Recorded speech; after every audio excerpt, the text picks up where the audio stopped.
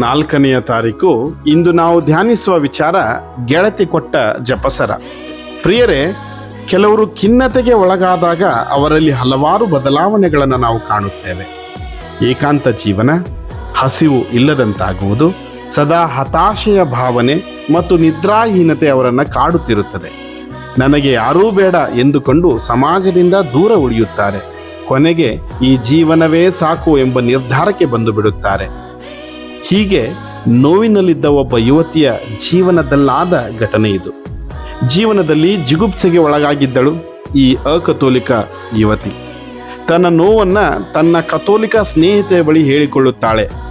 ಈ ಕಥೋಲಿಕ ಯುವತಿ ತನ್ನ ಆ ಅಕಥೋಲಿಕ ಗೆಳತಿಯನ್ನ ಯಾವ ರೀತಿ ಸಮಾಧಾನ ಪಡಿಸಬೇಕು ಎಂದು ತಿಳಿಯದೆ ತನ್ನ ಬಳಿಯಲ್ಲಿದ್ದ ಒಂದು ಜಪಸರವನ್ನ ಗುರುಗಳ ಬಳಿಗೆ ತಂದು ಅದನ್ನ ಆಶೀರ್ವದಿಸಿಕೊಂಡು ಹೋಗಿ ಆ ಗೆಳತಿಗೆ ಉಡುಗೊರೆಯಾಗಿ ಕೊಡುತ್ತಾಳೆ. ಆ ಜಪಸರವನ್ನ ಕೊಡುತ್ತಾ ಹೇಳುತ್ತಾಳೆ, ನೋಡು, ನಿನ್ನ ಎಲ್ಲ ಸಮಸ್ಯೆಗಳು ದೂರವಾಗುತ್ತವೆ. ಈ ಜಪಸರವನ್ನ ನೀನು ಮಲಗಿರುವುದಕ್ಕಿಂತ ಮುಂಚೆ ಮುತ್ತುಕ್ಕಿ ನಿನ್ನ ತೆಲದಿಂಬಿನ ಅಡಿ ಇರಿಸು ಎಂದು ಹೇಳುತ್ತಾಳೆ.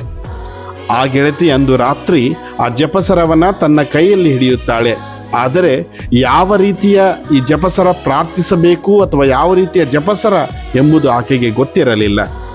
ನನ್ನ ಸ್ನೇಹಿತೆ ಕೊಟ್ಟ ಈ ಜಪಸರದಲ್ಲಿ ನಿಜವಾಗಿಯೂ ಶಕ್ತಿ ಇದೆ ಎಂದು ವಿಶ್ವಾಸಿಸುತ್ತಾಳೆ.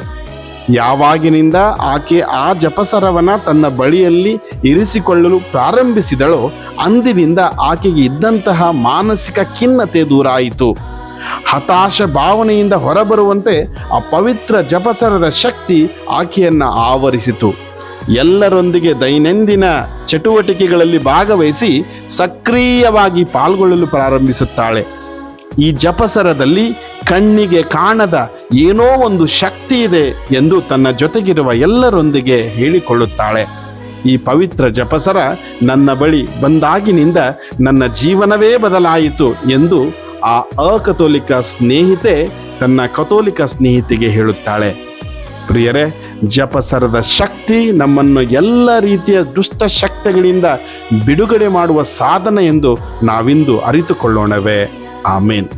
ಎಫೆಸರಿಗೆ ಬರೆದ ಪತ್ರ 6ನೇ ಅಧ್ಯಾಯ 18ನೇ ವಚನದಲ್ಲಿ ನಾವು ಹೀಗೆ ಓದುತ್ತೇವೆ, ಪವಿತ್ರಾತ್ಮರಿಂದ ಪ್ರೇರಿತರಾಗಿ ಎಲ್ಲ ಸಮಯಗಳಲ್ಲೂ ಪ್ರಾರ್ಥಿಸಿರಿ, ನಿಮ್ಮ ಕೋರಿಕೆ ಬೇಡಿಕೆಗಳನ್ನು ದೇವರಿಗೆ ಅರ್ಪಿಸಿರಿ, ಎಚ್ಚರವಾಗಿದ್ದು ಎಲ್ಲ ದೇವ ಜನರಿಗಾಗಿ ಎಡಬಿಡದೆ ಪ್ರಾರ್ಥಿಸಿರಿ.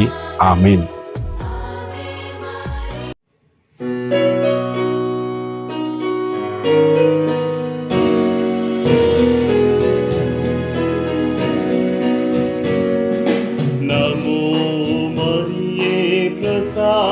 ಪೂರ್ಣೆ ದೈವ ವಾಕ್ಯದ ದೇಗುಲವೇ, ಸ್ತ್ರೀಯರಲ್ಲಿ ನೀ ಧನ್ಯಳಮ್ಮ, ಧನ್ಯವು ನಿನ್ನ ಕರುಳ ಗುಡಿ, ಆ ಧನ್ಯದ ಫಲವೇ ಯೇಸು ಪ್ರಭು.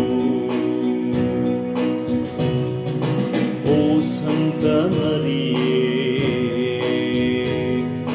ದೇವರ ತಾಯಿಯೇ, ನಾವು ಪಾಪಿಗಳು, ನಮಗಾಗಿ ಪ್ರಾರ್ಥಿಸಮ್ಮ,